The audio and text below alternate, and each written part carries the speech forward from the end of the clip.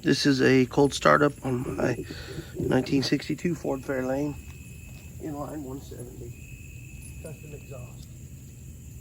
So get a fire up real quick.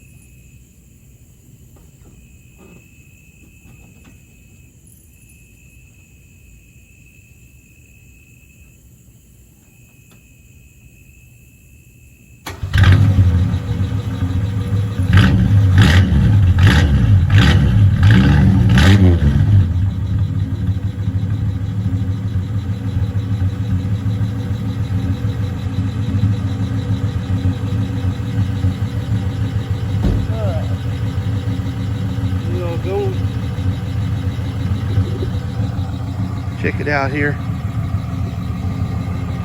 Custom exhaust, tail lights work. It's all original. Show the interior real quick. I'm working on the floor, but seats are all original. Nice seats. Nice cop light. This was a constable's car, so got the old lights running. Great little inline 170. And man, it's just been a blast this far. So I want to kind of show you guys a little bit of my car.